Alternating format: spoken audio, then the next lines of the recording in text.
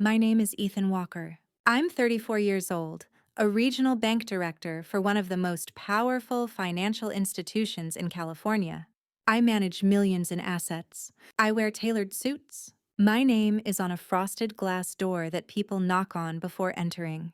But that's not the name she remembers. In fact, I doubt she remembers me at all. People say your life doesn't start until you're born. Mine began the night I was thrown away.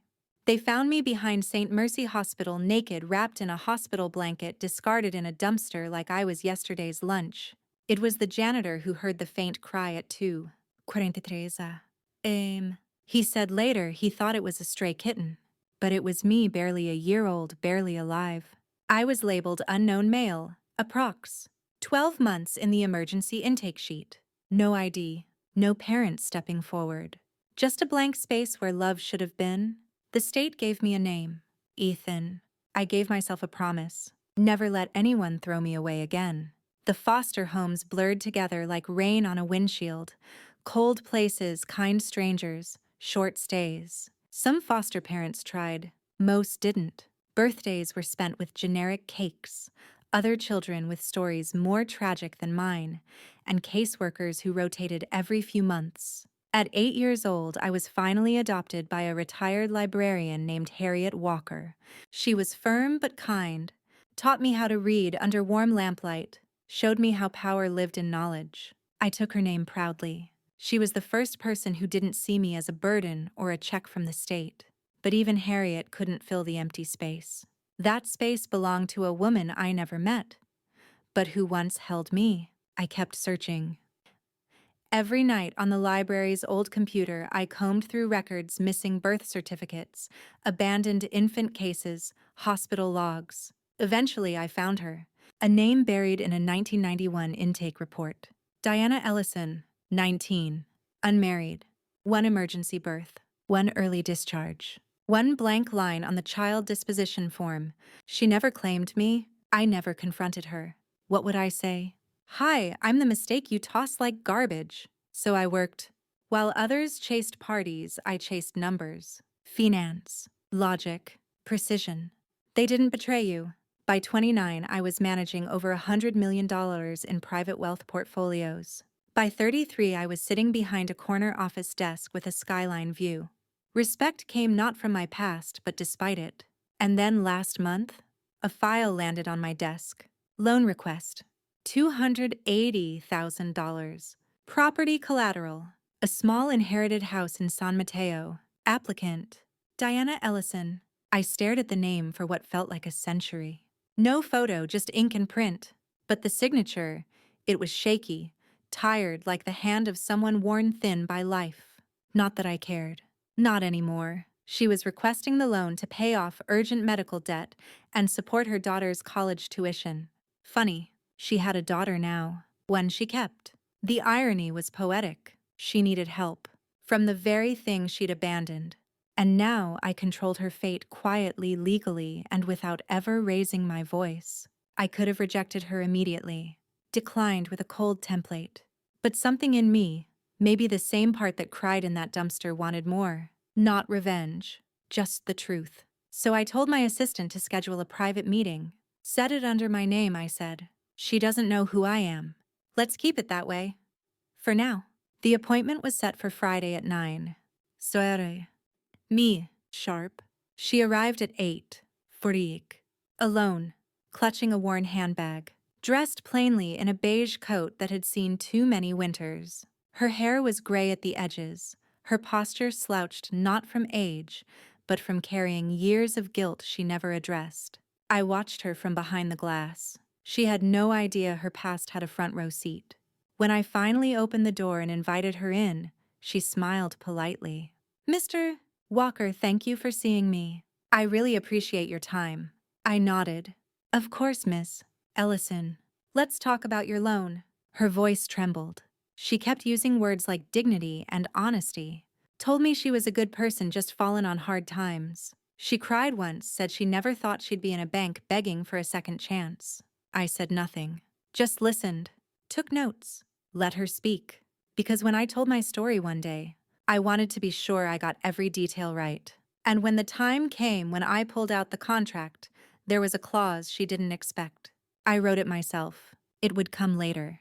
But for now, I handed her a glass of water and offered a polite smile. "My name is Ethan Walker," I said softly, "and I approve loans based on a person's history.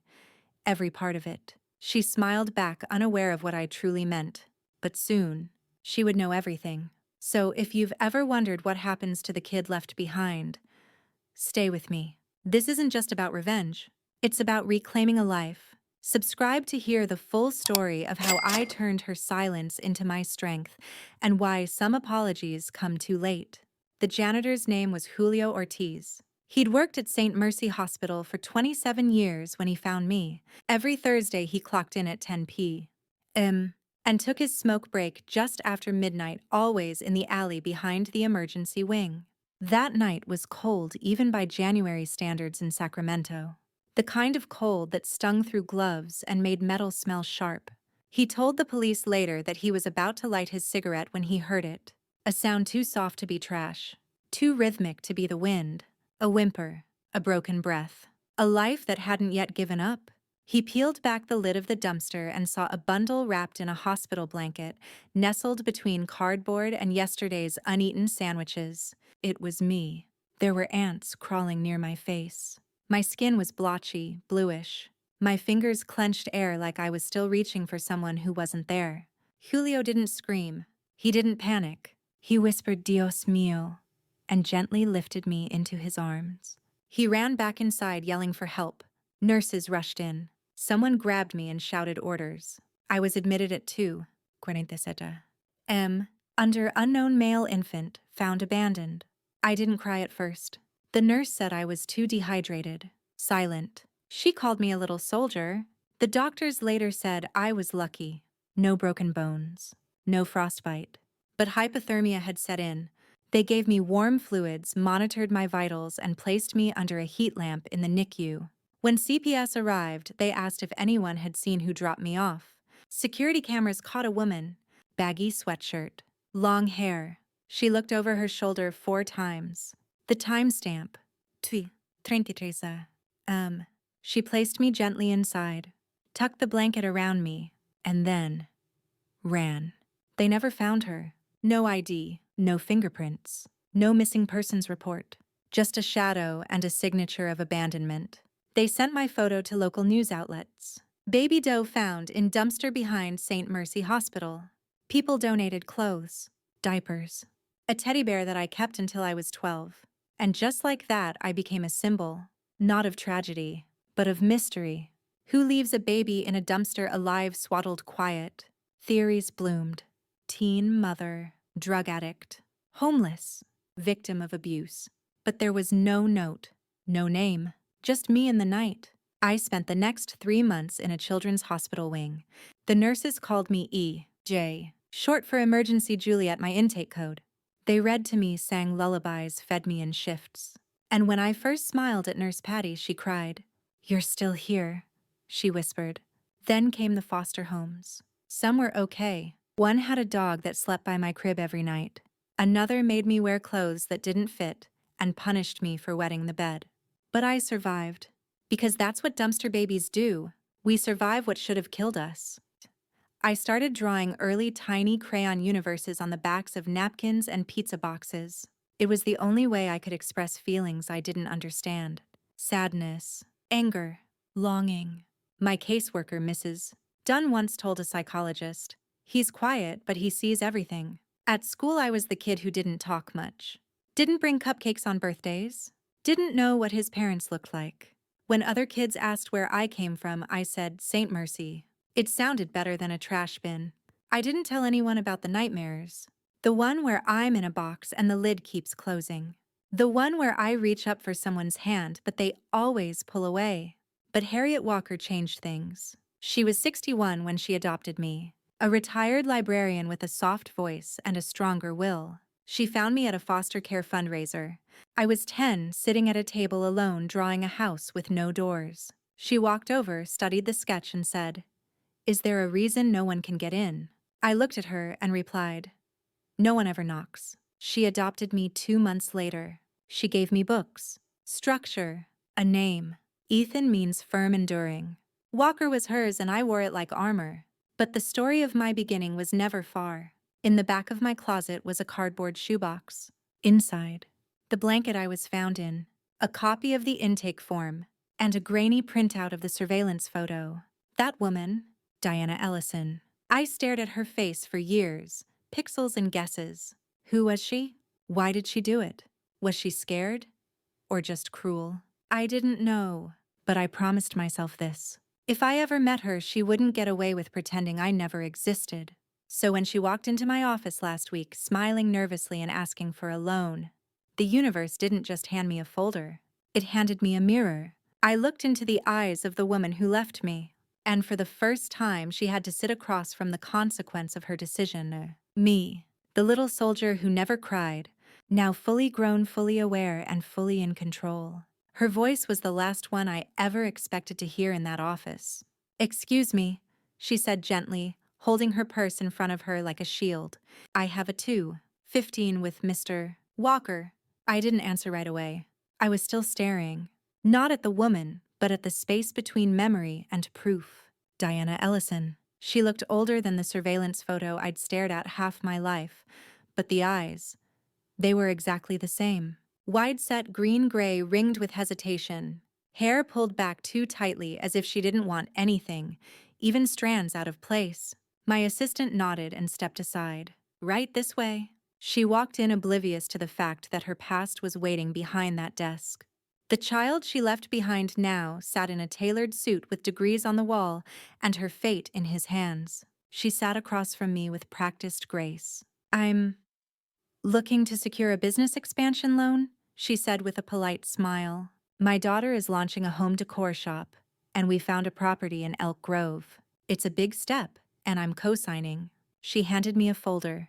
Her hands trembled slightly. I opened it, pretending not to see the small tremor. Inside were financial statements, tax returns, property details, and an application form already filled out. At the bottom, one thing caught my eye. Signature. Diana M. Ellison. For years, I imagined her name being erased from memory. Now here it was, written with confidence. Real ink, real curves. A real person who had once placed me in a trash can and walked away. And suddenly, everything slowed down. That signature wasn't just a name. It was an admission, a fingerprint of someone who had once chosen silence over struggle and now needed help from a stranger. Except I wasn't a stranger. I was the ghost in her past. She never thought she'd have to answer to. I looked up. "So this is for your daughter?" "Yes," she nodded eagerly. "A dream we've had for years. I want to help her succeed." The irony didn't escape me. She wanted to build something with her daughter after destroying every chance she had with her son. And yet, she had no idea who I was. That stung more than the memory of being abandoned. She didn't even recognize me. Not the eyes, not the name, not the scar on my wrist. I got at age 4 from falling on a broken toy in a foster home that forgot to childproof the floors. Nothing. To her, I was just another banker. I leaned back and kept my tone neutral. "This is a sizable request. We'll need time to review." "Of course," she said, smoothing her skirt. "I've also brought a personal letter. For the underwriter, explaining our vision." She slid an envelope across the desk. Her handwriting, loopy and delicate, spelled out, "To whom it may concern, from a mother who believes in second chances." The words slapped harder than any insult. I picked it up with steady hands. "I'll read this," I said. "Thank you." She stood to leave, smiling faintly. "I really appreciate your time. I just want what's best for my daughter. She deserves a fresh start." She said it so casually, so sincerely, as if she hadn't robbed someone else of their fresh start. I watched her walk away, her heels clicking like punctuation marks of a sentence I never got to finish. Once the door closed, I sat there in silence for a long time. Then I pulled out the old shoebox from the locked drawer in my office. Inside was everything. The blanket, the report, the photo, and the signature I'd scribbled 100 times as a kid, imagining what her name might be. Diana M. Ellison. Now I had it. And I had her, not for revenge, not for punishment, but for something she never gave me: recognition. The folder felt heavier now. Not because of the paper inside, but because of the silence that followed my last question. I looked up. Diana Ellison was still seated across from me, hands tightly folded in her lap. She looked smaller now, not older, smaller, as if time had compressed her under the weight of choices never confronted. I slid the folder a few inches closer to her. "Tell me," I said before I open this. "Is there anything you want to say?" She blinked, hesitated. Then she leaned forward, her voice barely more than a whisper. "I didn't know you'd be the one sitting across from me today." I raised an eyebrow. "And if you had, I wouldn't have come." There it was. The truth. Not an apology, just avoidance wrapped in honesty. I opened the folder. Loan application, financial history, property details, and there, clipped to the back of the package, a note. A short letter, handwritten, dated 3 months ago. "To whom it may concern," it began. "My daughter Elise is my world. I made mistakes before, but I cannot let her future slip because of my past." I read it twice. Then my eyes landed on the small photo paper clipped to the corner. A girl, maybe 14, with dark eyes and an uncertain smile. Hair pulled back in a messy bun. A school uniform. Slight resemblance. I held the photo between my fingers. "This is Elise." Diana nodded. "She wants to be a nurse." I stared at the image, but I wasn't seeing her. I was seeing something else, me at that age. But I wasn't in school photos. I wasn't even in a family album. I existed in old social service files, in temporary shelters in other people's houses. "You're doing all this for her?" I asked. Diana looked up. Her eyes were wet, but no tears fell. "Yes, she deserves better." A flicker of warmth. A mother trying to help her child. It should have moved me, but I was still stuck on something else. "Elise," I repeated almost to myself. "You named her Elise." She hesitated, then said, "It was a name I liked. From a song." I nodded slowly. "But Ethan wasn't from a song, was it?" She flinched just enough to confirm what I needed. "You remembered me," I said. "You didn't just leave and forget. You left and watched me disappear, and then years later gave love to someone else." With my eyes, Diana sat back. "You don't understand." "No," I interrupted calmly. "I do. I understand perfectly. You made a choice. A clean break. But what you didn't expect was for the past to have a desk, a nameplate, and the power to say no." The silence between us stretched long. Then, almost gently, she said, "I'm not asking for forgiveness." "Good," I said, "because I'm not giving it." I placed the photo of Elise carefully back on the desk. "But I am giving something." Her eyes lit up for a fraction of a second. "Hope is a reflex. Not what you think," I added. "I'm giving you time. Time to explain to Elise how you almost used her future to erase your past." I slid the folder back to my side of the desk. "This meeting is over." Diana didn't move at first. Then she stood slowly, the way someone rises after visiting a grave. As she reached for her purse, she said, "You've grown into someone remarkable." I didn't respond. But the moment she walked out the door, I finally let myself feel the weight of it all. She remembered me. She had a new daughter. And still she didn't think I was worth coming back for. I didn't sleep much that night.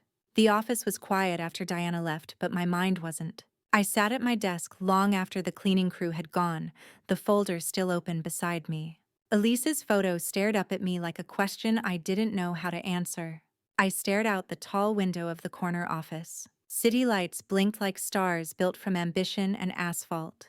From where I sat, I could see the kind of life I'd built: polished, professional, powerful. The kind of life people like Diana would never have expected from someone who started in a hospital dumpster. I leaned back in the leather chair and closed my eyes. Memories came sharp and sudden, not scenes, just fragments. A metal latch on a crib I never owned. A social worker's tired smile. The faint scent of oatmeal in a shared foster kitchen. A hand reaching down that wasn't hers. I didn't grow up with bedtime stories or school lunches packed with notes. I grew up with people paid to care for me who sometimes did and sometimes didn't. That's why I built everything I have. Not to prove anything to her, but to prove something to the kid. I used to be the one who lay in that crib with no name, no family, no future. I built this office. I earned this title. I made it here on my own. And yet, even now, part of me still searched her face today for a reason, for a scrap of truth that would make her absence make sense, but all I saw was regret wearing makeup. The next morning, a bouquet of lilies was waiting on my desk with a card that read, "Thank you for your time. I hope one day Elise meets someone as strong as you." D. I placed the card in the drawer without a word. That morning, I had a meeting with the board. A new branch was opening in Midtown, and I was slated to lead the expansion strategy. I walked in, shook hands, made eye contact, and delivered my presentation like nothing had cracked beneath the surface. But it had, and I could feel it in the way I tightened my grip on the clicker, in the way I didn't look in the mirror before I left the room. Later that afternoon, while reviewing client files, I saw her name again. Diana Ellison. Her application was pending review with another regional officer. She had reapplied. I stared at the file for a long moment. And then I picked up the phone. "Transfer this file to my desk," I said calmly. "Effective immediately. Because some things need to be faced, not buried." And I wasn't done yet. The house I grew up in wasn't a home, it was a contract. Foster care moved me 3 times before I was 10. Each move came with a suitcase. I didn't pack bedrooms that smelled like someone else's memories and rules, taped to the fridge, like commandments. No food past 6 p.m., no talking after 9, say, "Thank you, say yes, sir?" The longest I stayed was with the Clarks, a middle-aged couple who took in foster kids like they were points toward redemption. Mr. Clark was quiet and tolerated me. Mrs. Clark taught me how to iron a shirt, how to eat soup quietly, and how to hide hurt behind polite smiles. They weren't unkind, but I was never theirs. No framed photo of me sat on the mantel, no childhood art on the fridge. I was a line item on a monthly subsidy, a ghost that helped pay the mortgage. That house, that quiet, cold place, taught me how to disappear politely.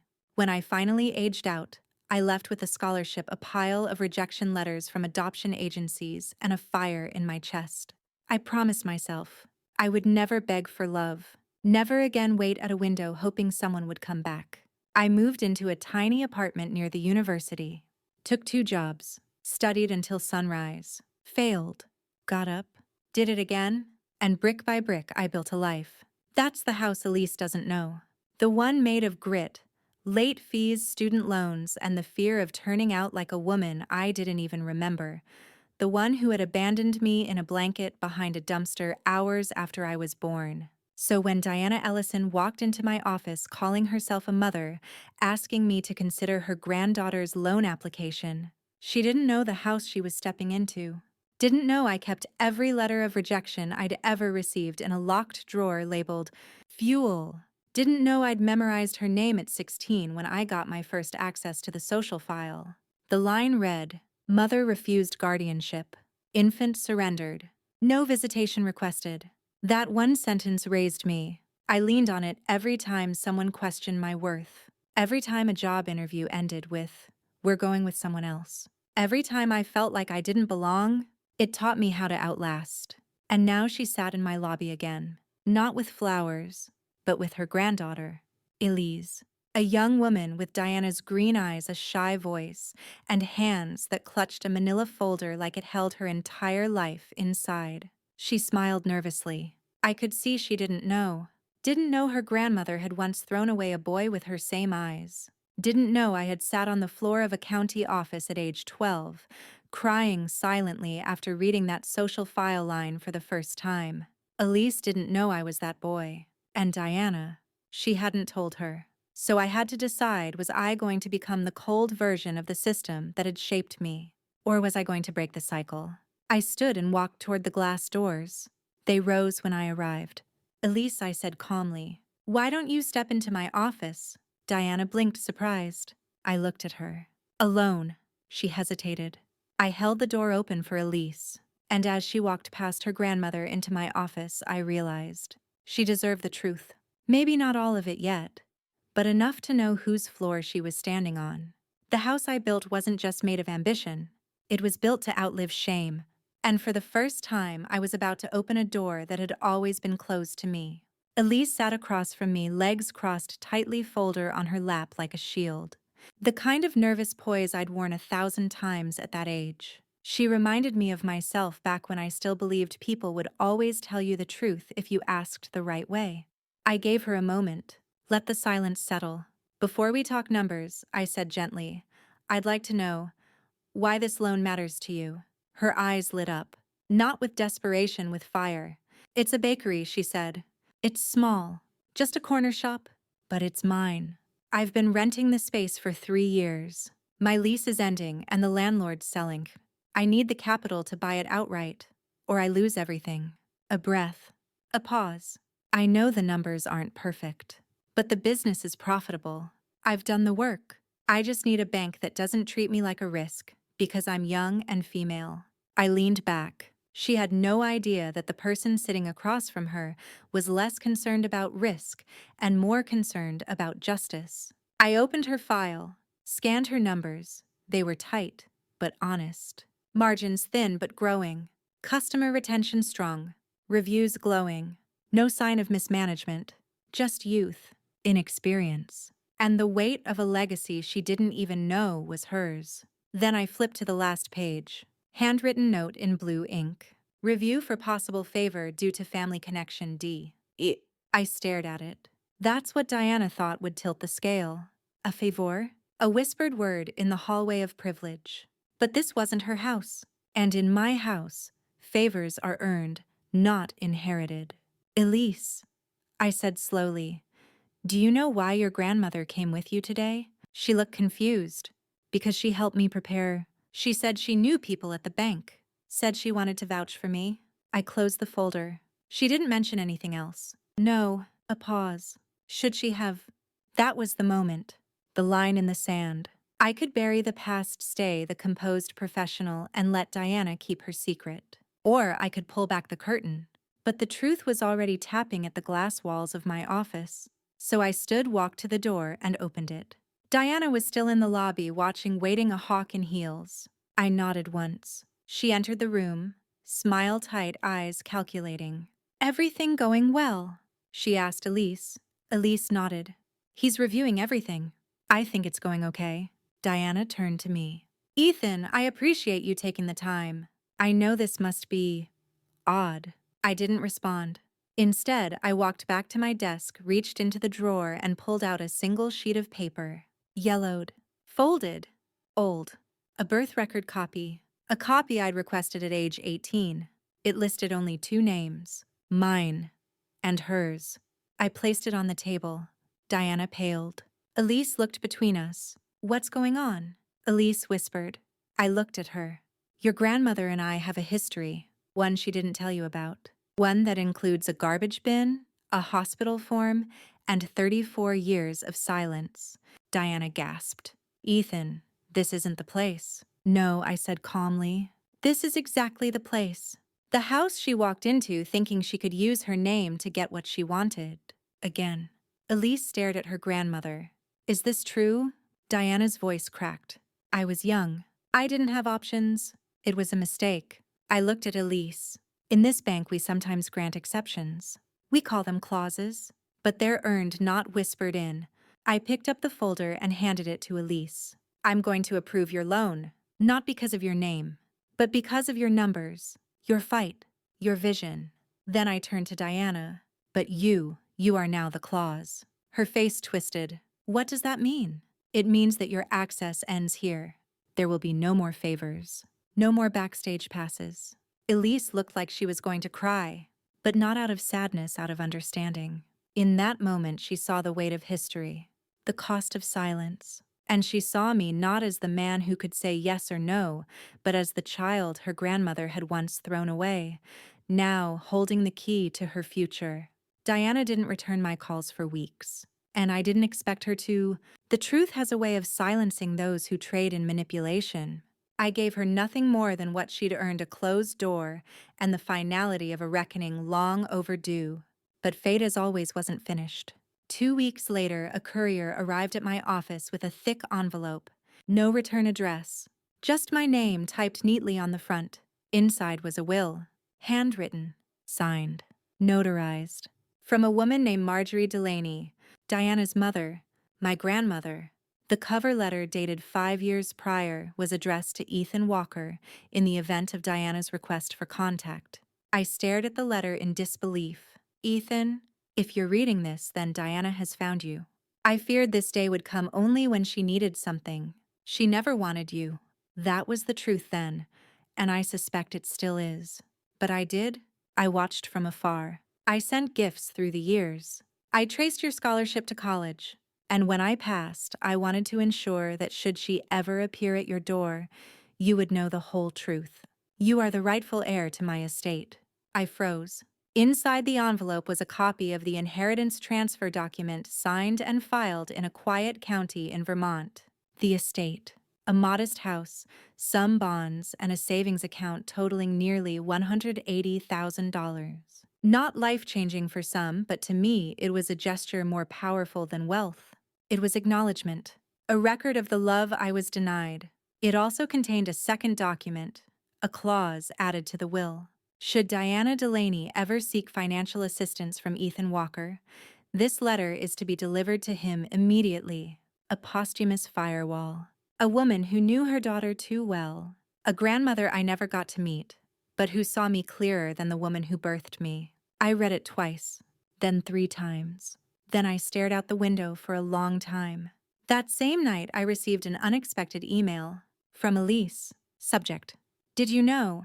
Hi, Ethan. I went home and asked my mom everything. She broke down. She told me the truth. About the dumpster. About you. About my grandmother. I found a box in the attic with old letters, photos. A few of them had your name written on the back. You were a baby. I can't explain what I feel. I think I'm still processing it. But I wanted to say, I'm sorry. For what she did. For the years you lost. And thank you not just for the loan, but for your grace. I hope this message finds you in peace. Elise. I responded the next morning. Short. Measured. Thank you for your message. Take care of your business. Be the woman she never had the courage to be. A week later, the bank hosted its annual charity gala, an event where the city's wealthiest, most powerful figures gathered under one chandeliered roof. That night, I donated $180,000 to a shelter for abandoned children under the name Marjorie D. The MC read my dedication aloud. To the woman who gave without being seen, to those who've been thrown away, you are not forgotten. You are not what they did to you. Applause followed. I didn't move. I didn't smile. But I knew she heard it wherever she was. I didn't need revenge. I didn't need to throw Diana out of any more rooms. This letter, this inheritance, was the final word from a woman who'd watched silently while her daughter discarded blood. And it was my turn to break that silence. Not with anger, but with legacy. 1,000 words. Strategy B. Financial abandonment. Silent retaliation. Emotional confrontation. It was a quiet Tuesday morning. I was reviewing a loan application when my assistant knocked and stepped in, holding an envelope like it might explode. There's someone asking for you. She says she's your mother. She didn't make an appointment, but she left this. I looked up. A cream-colored envelope hand-addressed in violet ink. Neat handwriting, careful folds. Even before I opened it, I recognized the script. It was hers. The mother who hadn't written to me for 30 years. The mother who had discarded me like a broken promise, now penning letters as if time could reverse its debts. I opened it. Ethan! Your brother once told me that no one can live forever in the past. I'm not asking for forgiveness. Just one lunch. One meal to call you son, even if just for a moment. Mom. I closed the letter and stared at my desk. My heart didn't race. My hands didn't shake. There was no explosion of rage, just silence. An old familiar silence. She called me son now. I debated responding, not out of hope that had died long ago, but to see what she looked like when faced with the man she left behind. I called her number. Friday. Noon. The bistro across from the bank. 45 minutes. That's all. She arrived 20 minutes early. She chose a well-lit corner table. Tasteful makeup. A navy blue blazer, the kind of understated elegance people wear when they want to appear humbled, but not poor. I walked in, sat across from her. Thank you for coming, she said, her voice fragile, eyes already glistening. I don't even know where to start. You don't have to, I said. Eat first. We ordered. I got the cod. She asked for a garden salad. You look like your father, she murmured. But those eyes, Those are mine. I didn't answer. She continued stumbling through sentences like potholes. I was 19, Ethan. Scared. Alone. I had no job, no support. When I left you, I thought I'd come back. I really did. But the longer I waited, the harder it became to face it. To face you. I set my fork down. It wasn't circumstance. It was a choice. She nodded. Yes, a terrible one. The silence that followed was heavier than any accusation. I met someone later. Had Elise? I never told her about you. I couldn't. My jaw clenched. But you told me when you needed something. For her. Tears slipped down her cheeks. Yes. I took a file out of my briefcase and placed it gently on the table. This is the inheritance from my grandmother. Your mother. She found me when you didn't. She left this for me and a note. Her fingers trembled as she reached for it, but I didn't let go. I came today, not to forgive. I said steady and low. But to let you see what I've become without you. I built everything myself. I survived. I rose. I didn't need your apology. I just needed you to see it. I stood. She looked up, desperation flickering across her features. Will you ever call me Mom again? I leaned slightly closer. No, I will call you a stranger who left me in the cold. And that's being generous. Then I walked out, leaving her with an untouched salad, a folder full of truths and silence, loud enough to echo through every year she had missed. I didn't look back when I left the restaurant. The image of her sitting alone, wilted behind a polished salad and a pile of documents, wasn't something I needed to remember. It wasn't vengeance. It wasn't closure. It was just necessary. That night, I took out a small wooden box, the one that held every piece of my past I deemed worth keeping. At the very bottom was a letter, yellowed, fragile. It had no return address, no handwriting, just a typewritten label, Ethan Walker, Confidential. I had first received it when I was 17 after my high school graduation, after I'd accepted a part-time job, and was prepared to delay college because there was no way I could afford it. Inside that envelope was a letter and a check. Dear Ethan, this is a scholarship not from a foundation or a state fund, but from someone who believes you deserve more. Use it to rise. No strings attached. A friend. It was unsigned. The check covered my entire first year at university.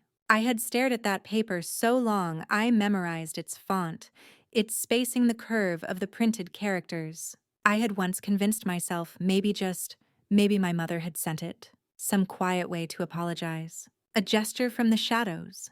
But years later, curiosity and grief had pushed me to trace its origin. And what I found shocked me. It wasn't from her. It was from a woman named Margaret Walker, my grandmother. The same grandmother I never met. The same woman who I would learn had spent years trying to find me after my mother vanished with me and abandoned me. She had hired investigators. She had checked shelters. She had even filed paperwork with local agencies to be listed as my emergency contact in case I was ever found. And when I was placed in foster care, she had tried to gain custody, but was told she had no legal standing because my birth mother had relinquished me without listing relatives. She had never stopped trying. She had never stopped watching. She had seen my name in a local paper on a list of students graduating with honors, and she had sent that scholarship anonymously because it was the only way she knew how to reach me without jeopardizing my safety or causing confusion. My mother had once told me when we reconnected that some mysterious donor must have helped you out. God sends angels. She had no idea that the angel was the very woman she kept me from. The irony twisted something deep in my chest. Because now I knew the truth. I didn't rise because of her. I rose in spite of her. I rose because another woman, unseen, unheard, made sure I wouldn't fall. And when that same woman passed, the inheritance didn't go to her estranged daughter. It went to me, the boy she never stopped believing in. I stared at the scholarship letter for a long time that night.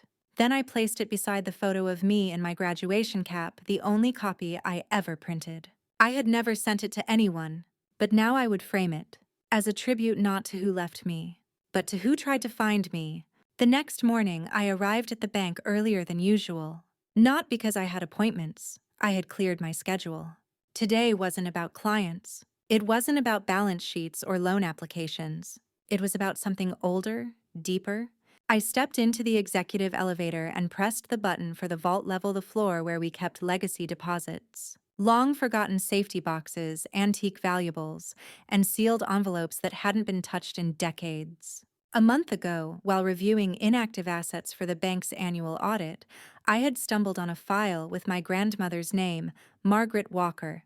The file was flagged as legacy private, meaning no one had access unless granted by the original owner or a sealed will. When I saw my own name listed as authorized beneficiary, something inside me paused. But I hadn't opened it. Not yet. Not until I knew I could face whatever was in it.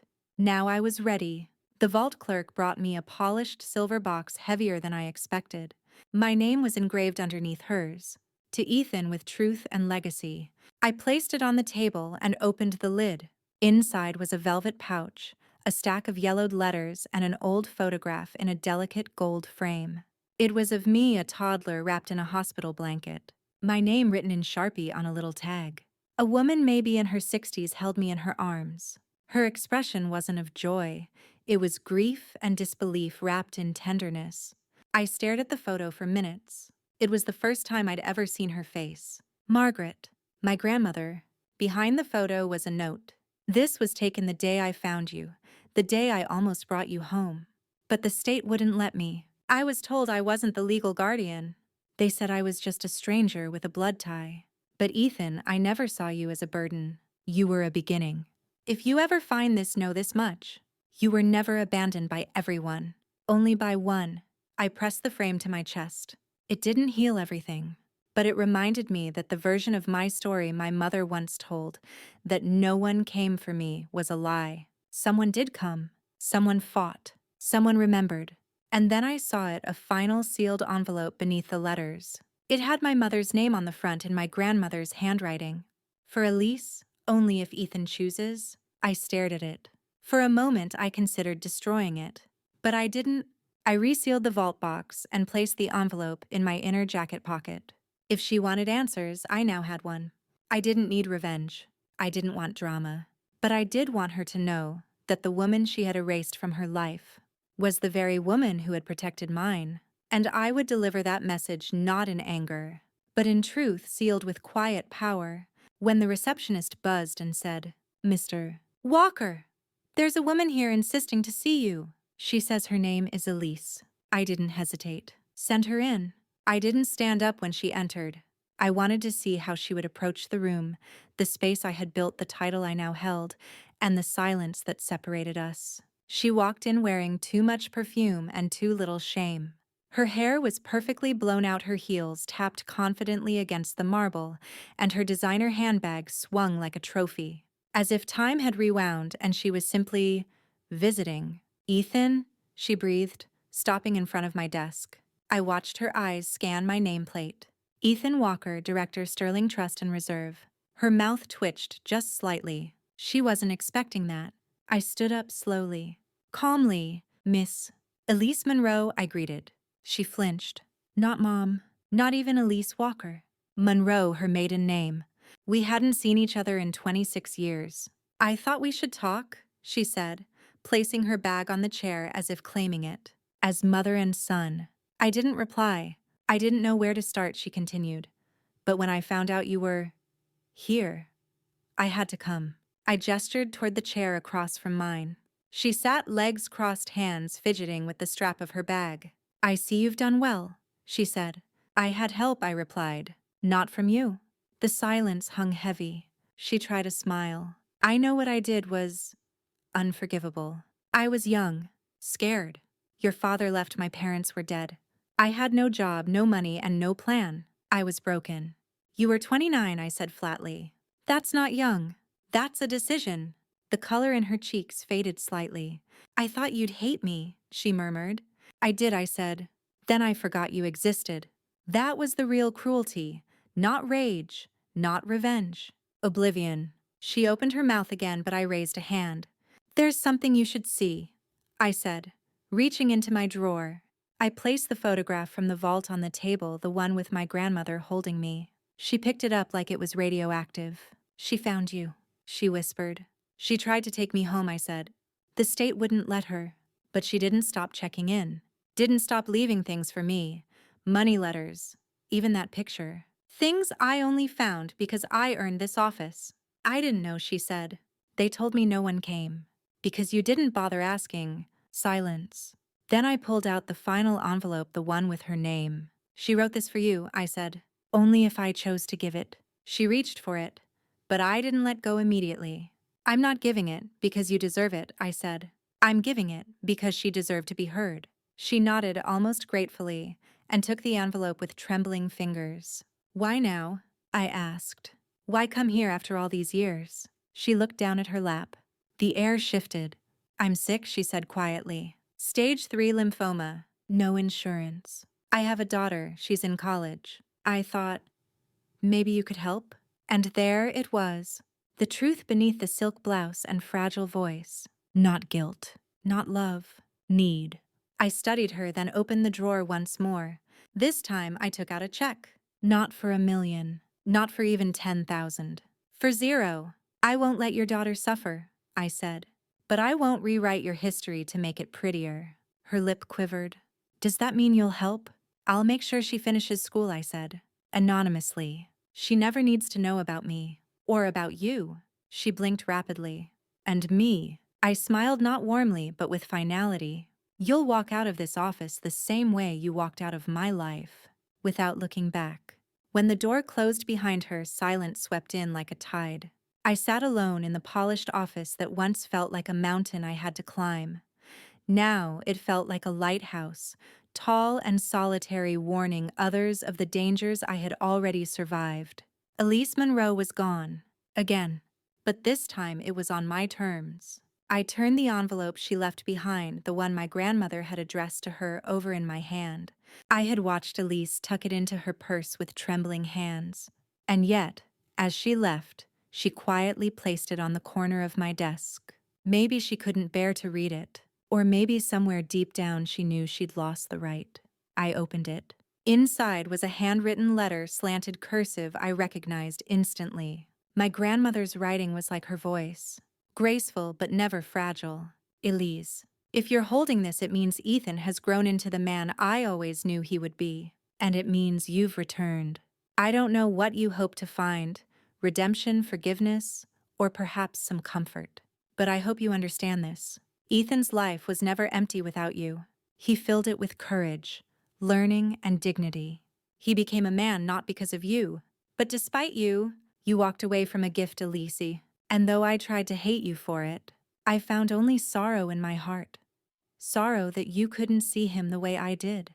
I pray you see him now, not as someone who owes you anything, but as someone you should be proud of from a distance. I folded the letter slowly and placed it back in the envelope.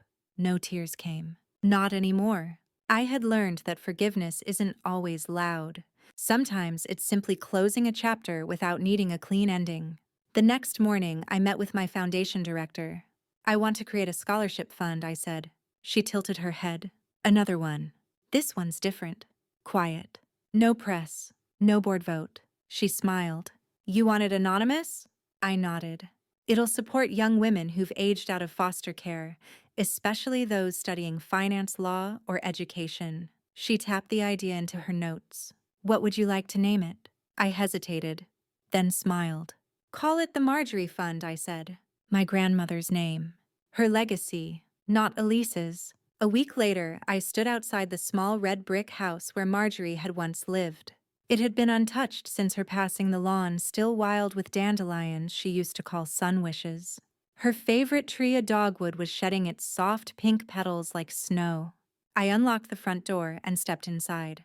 The scent of old books and dried lavender still lingered. On the mantel sat a photo of us. I was 5, missing my front teeth, and she was laughing mid-sneeze because I'd stuffed a daisy in her hair. I sat on her old rocker, the one that creaked like an old friend. I spoke aloud for the first time in a long time. She came, Grandma, and I let her walk away. The wind stirred the curtains gently, as if in approval. You were right, I said. I didn't need her to stay. That night, I drafted my own letter, not to Elise, but to the future child who might one day benefit from the Marjorie Fund. To whoever you are, I want you to know that being abandoned does not make you lesser. It makes you aware of pain, of silence, of survival. And in that awareness, you gain strength others never touch. You don't have to be loud to be seen. You just have to keep walking. This isn't charity, it's a bridge. And one day, I hope you'll build another for someone else. When I sealed the letter and placed it in the Foundation's archives, I felt something I hadn't in years. Peace, not triumph, not vindication, just peace. That's the legacy I wanted, one with no bitterness in its ink, one that carried only truth, and not her name. The event was simple, not some flashy gala or media-covered launch. Just a soft spring evening, a modest room inside the main branch of the bank, and a line of quietly proud young women preparing to accept the first scholarships from the Marjorie Fund. I watched them arrive, confident, nervous, some clutching resumes, others clutching notebooks. Every single one of them had a history no press release would ever cover. Stories of shelters, group homes, closed doors, and last chances. But tonight they didn't look like survivors. They looked like architects of their own future.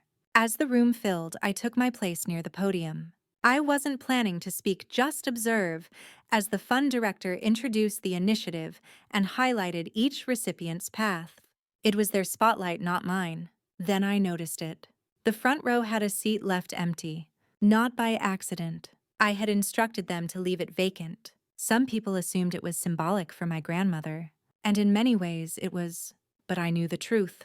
That seat was for Elise, the mother who never stayed, the woman who asked for help too late, the name that wouldn't be on the foundation, the apology that never came. It wasn't a cruel gesture. It was a reminder that some absences echo louder than presence. Midway through the event, as applause rippled for a recipient who had aged out of foster care and started her own business at 22, I felt something shift in the room. A presence, a pause. I turned slightly, just enough to catch the door. And there she was, Elise Monroe. She stood in the back alone, clutching the same worn handbag she had carried into my office weeks ago. Her makeup was simple, her hair less styled than I remembered. She didn't try to approach. She just watched. From the shadows. The scholarship director leaned over. "Do you know her?" I didn't blink. "Yes," I said. "But she won't be staying." I rose from my chair quietly and walked toward the back of the room. Not angrily. Not with judgment. Just with clarity. "Elise," I said gently, meeting her gaze. She stiffened. I saw the announcement. "I just wanted to see." I gestured toward the door behind her. "This is their night, not yours." For a second I saw something flicker across her eyes. Shame, maybe, or grief. "I didn't come to cause anything," she whispered. "I just thought I could sit in the back. You had front row seats in my life," I replied, "and you gave them up." The words weren't meant to wound. They were simply truth. She looked past me toward the stage where a girl with dyed pink hair was now wiping tears and thanking whoever made this possible. "That could have been me," Elise said almost to herself. "Helping someone, guiding someone." I nodded. "It still can, just not here." Silence held between us. Not tense, just final. And then she turned and left. No drama, no scene, just departure. I stood in the open door for a moment, breathing in the night air. It smelled of blooming jasmine and new beginnings. When I returned to the room, the applause hadn't stopped. The young women didn't even notice I was gone. That too felt perfect. I took my seat the second from the front next to the empty chair. And I smiled. Not because I had won, but because I was no longer waiting for her to show up. That chair would always be empty. But my life? It was full. The day after the scholarship event, I found myself walking alone through the oldest part of the city, the neighborhood where I spent the first 8 years of my life, mostly in silence and in survival. It hadn't changed much. The sidewalks still cracked in the same places. The tiny corner store still smelled like old coffee and overripe fruit. And the alley behind St. Jude's shelter, the place I once called home, still echoed with the sound of a metal dumpster closing. That night came back to me not as trauma anymore, but as a pivot. I wasn't thrown away. I was redirected. I stopped in front of a narrow building with faded brick, the same shelter that once offered me a bed, a blanket, and a name to call when no one else did. I stood there for a while, then walked inside. The woman at the desk looked up. "Can I help you?" "I was here a long time ago," I said. "My name is Ethan Walker." Her face softened. "You came back?" I nodded. "Yeah, I came back. I asked if I could donate. Not just money, though, I did that too. But time, mentorship, financial literacy training for those transitioning out of shelters. Real tools, not just charity. Because closure isn't slamming a door. It's walking through it with purpose." Weeks passed. Then months. The bank grew, so did the foundation. I gave talks, taught workshops, even found myself mentoring a young woman named Jordan Bright, ambitious with a fire in her that reminded me of someone I used to be. One afternoon, Jordan brought me a photo. It was from the scholarship event. The image showed me standing next to the podium mid-laugh. Behind me, just out of focus, was the empty chair. It glowed in the soft light like a symbol not of loss, but of space, made sacred. She handed it to me. "I thought you'd want to frame this, see?" I looked at the image for a long time. Then I smiled. "No," I said. "I want you to keep it. Me." "Yes." Because that chair wasn't for someone who showed up. It was for someone who chose not to. And you've shown up every day. "This is your seat now." Jordan blinked back emotion. "Thank you, Mr. Walker." "And Elise." She didn't return. Not to the bank. Not to my life. But once, months later, I received a plain envelope in the mail. No return address. No name. Just a folded note. It read, "I saw your interview on TV. You're everything I wasn't. And everything I hoped you might be.